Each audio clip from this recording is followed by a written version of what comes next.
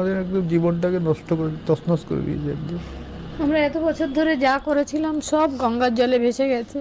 ও এত 31 বছর বয়স অবধি যে পরিশ্রম করে যা করেছিল সব আজকে নামটাই পৃথিবী থেকে মুছে সেই গেছে। নামটাই মুছে গেছে আজকে পৃথিবী থেকে। তিলোত্তমা, অভয়া এসব নাম হয়, যে নামের পাশে ডিগ্রি বসানোর জন্য এত লড়াই, সেই নামটাই মুছে গেছে তার। আর কি বলবো,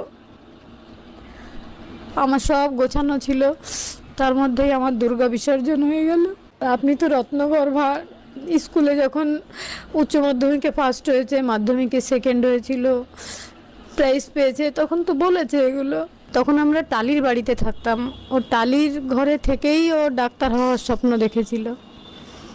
এবং স্কুলে যখন ও মানে আমিই পড়াতাম ওকে, ক্লাস 8 অবধি আমিই পড়িয়েছি। আমাদের অত সামর্থ্য ছিল না ওকে অত টিচার দেওয়ার। তার মধ্যেও ও যে মাধ্যমিকে এত ভালো রেজাল্ট করবে তা আমরা ভাবতেই পারিনি। একটা মাত্র টিচারের কাছে ও তখন পড়তো। তারপরে 11-12 আমরা চেষ্টা করেছি এবং স্কুল থেকে বারবার ডেকে বলতেন যে ও সায়েন্স গ্রুপে এত ভালো, আপনারা খেয়াল রাখবেন।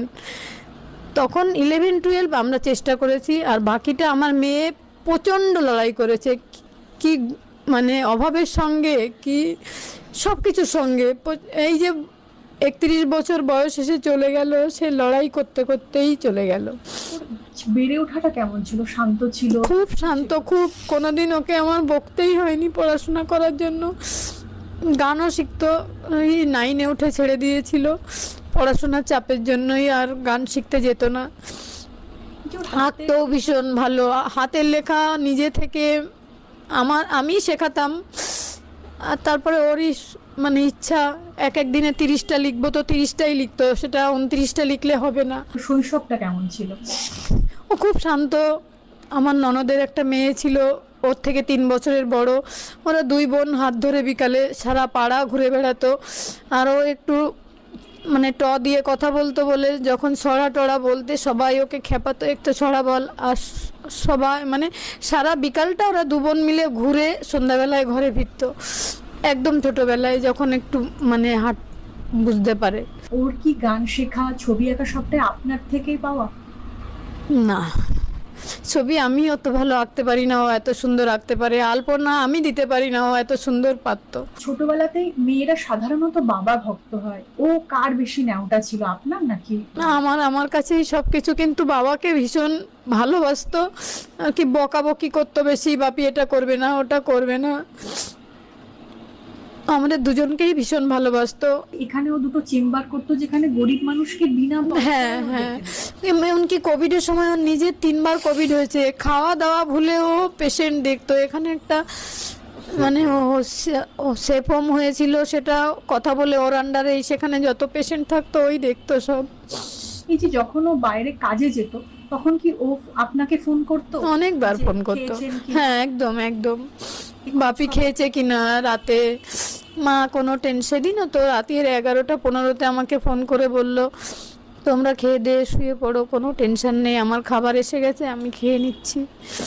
তারপরে আর মেয়ের সাথে কথা হয়নি। বিয়ে বড় আমি তো করাটা- সময় দিতে পারতাম না, আমি তো আমার নিজের কাজ নিয়ে থাকতাম। বেশিরভাগ আমার মার সঙ্গেই থাকতো। আমিও স্কুল থেকে তো নিয়ে আসতাম, দিতেও যেতে পারতাম না। সকাল এদিকে কাজের ব্যাপার থাকতো,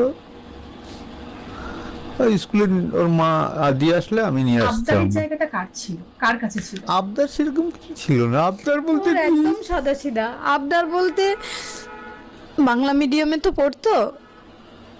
বছরের শেষে নতুন বই কেনার সময় এক সেট ইংলিশ মিডিয়ামের বই তার চাই প্রত্যেক বছর। আর কিছু তার চাহিদাই ছিল না কোনো। এতটাই পড়তে ভালো। হ্যাঁ, হ্যাঁ, পড়তে। আর এখন ইদানিং পেশেন্ট দেখতে পারছে না, শরীর খারাপ, তাও চেম্বারে পেশেন্ট থাকলেও চলে যাবে, যাস না না আজকে, না মা ওরা তো বসে আছে।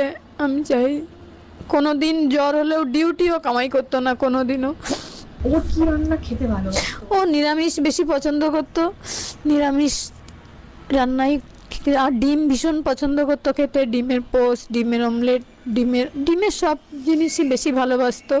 আর নিরামিষ পনির, তারপর কচু শাক, মোচা এগুলো ভীষণ ভালোবাসতো। একসঙ্গে ঘুরতে যাওয়ার মানে হয়েছে, কখনো সুযোগ হয়েছে? হ্যাঁ, ঘুরতে গেছি। মাধ্যমিক পাশের পরে আমরা গ্যাংটক, দার্জিলিং ওগুলো গেছিলাম। তারপরে একবার কাশ্মীর গেছিলাম, আমরা ঘুরতে পারিনি, আমি অসুস্থ হয়ে পড়েছিলাম।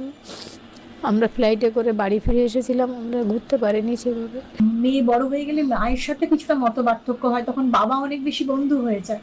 তখন আপনার সাথে এরকম হয়েছে নাকি না না, আপনারই না। বরাবর বন্ধু? আমারই বন্ধু, ওর বাবার সঙ্গেই বরং ঝগড়া হয়, আমার সঙ্গে ঝগড়া হতো না কোনোদিনও।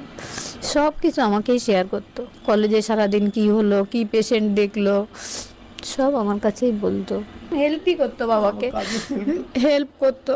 বাবা যখন ছোট স্কুলে আনতে যেত, হয়তো কোথাও কোনো দোকানে মাল দিয়ে ফিরছে, মাল কিছু রয়ে গেছে, গাড়ির পেছনে সিটে মালটা ও বসে ওই মাল ধরে নিয়ে বাড়িতে আসতো, যতটা পারে হেল্প করতো। একটা ছোট্ট উদাহরণ না দিয়ে পাচ্ছি না। যখন কোনোদিন সোদপুরে গেলাম, আমাদের আমি তিনজনে মিলে ফিরছি, ফলের দোকানগুলো তো স্টেশনে রেল লাইনের পাশ দিয়ে পার হচ্ছে, তখন নিচ দিয়ে ব্রিজ ছিল না, নিচ দিয়ে আসছি। বাপি বাড়িতে পুজোর জন্য ফল কিনবে না? ফলটা খুব পছন্দ করতো, ফুল ফল খেতে, কিন্তু কোনোদিন বলতো না এই বাপি আমাকে একটা ফল ফল কিনে না। কখনো আবদার করে কিছু চেয়েছে আপনার কাছে? বলে আমার সেরকম মনেই পড়ে না। আপনার শুধু বই চাইতো, বই। পড়াশোনা করতে আমার মেয়ে ভীষণ ভালোবাসতো। দামি ঘড়ি, এত খুশি সারাদিন, মানে সঙ্গে সঙ্গে পরে নিয়েছে, 3বার মাত্র পড়েছে ঘড়িটাকে, এত যত্ন করে রেখেছে।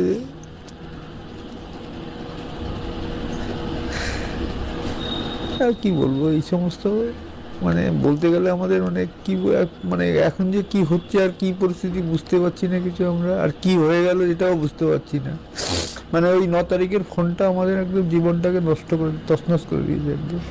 বাড়িতে দুর্গাপুজো, 2 দিন পরে দুর্গাপুজো, আমার বাড়িতে তো আর কোনোদিন আলো জ্বলবে না, মেয়েটাও আর ফিরবে না কোনোদিন।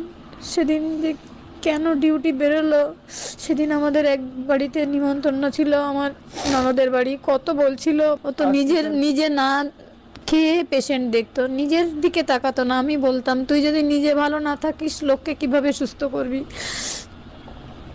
ও পেশেন্ট না দেখলে থাকতে। এখন তো আরো কষ্ট পাচ্ছে যে ও বই পড়তে পারছে না, পেশেন্ট দেখতে পাচ্ছে না, কোথায় ঘুরে বেড়াচ্ছে। খুব হাসি খুশি ছিল আমার মেয়ে, ভীষণ কাজ করতে ভালোবাসতো। যে হসপিটাল থেকে এসেছে, আমি একটু মাথা আঁচড়িয়ে একটা ভালো শাড়ি পরে থাকলেই ও খুশি হয়ে যেত। মা মাথা আঁচড়িয়েছো, বা আজকে ভালো লাগছে। যা করেছিল সব শেষ হয়ে গেছে, সব পেয়ে যেত, সেটাই একদম। ও সব থেকে ইচ্ছা ছিল মা আমি তো অনেক বড় ডাক্তার হব, বলো। আমি যে এই যে প্রেসক্রিপশন লিখি, পেশেন্টের যা মানে বলি যে এটা এটা করতে হবে, রিপোর্ট ঠিক সেগুলোই বেরোয়, তাহলে আমি অনেক বড় ডাক্তার হব, বলো মা। হ্যাঁ, তো তুই তো অনেক পড়াশোনা করিস, কেন হবি না? আজকে নামটাই পৃথিবী থেকে সেই নামটাই মুছে গেছে আজকে পৃথিবী থেকে। তিলোত্তমা, অভয়া, এসব নাম হয়, যে নামের পাশে ডিগ্রি বসানোর জন্য এত লড়াই, সেই নামটাই মুছে গেছে তার। আর কি বলবো? আগে বলতাম ওকে তুই আরজি করে পেলে খুব ভালো হবে, আমাদের সামনে দিয়ে বাস যায়, ওখানেই একটা বাসেই তুই চলে যেতে পারবি, সেখানেই যে আমার মেয়েটা শেষ হয়ে যাবে আমি বুঝতে পারিনি। তারপরে পূজা বাড়িতেও বললো মা বাড়িতে তাহলে এবার বড় করে দুর্গাপুজো করবো। আমি বললাম না রে, দুর্গাপূজায় অনেক ঝামেলা। কোনো ঝামেলা নেই, তুমি ভোগ রান্না করবে, আমি ঠাকুরের দিকটা সব সামলাবো। সেদিক সুন্দর, এত সুন্দর করে পুজো, মানে ঠাকুর মশাই এসে ওকে না হলে হবেই না, এত সুন্দর করে ও গোছাতো। দুর্গাপূজা 2 বছর হয়েছে, এই বছর নিয়ে 3 বছর হতো। আমার সব গোছানো ছিল, তার মধ্যেই আমার দুর্গা বিসর্জন হয়ে গেল। আজকালকার দিনে ওর মতো একটা মেয়ে হয় না। কেন ওকে হারিয়ে ফেললাম, কেন ওকে রাখতে পারলাম না? কত হয়তো শেষে মা মা বাপি বাপি বলে বাঁচাও বলে চিৎকার করেছে, আমরা তো শুনতেই পাইনি, কিছুই করতে পারিনি ওর জন্য।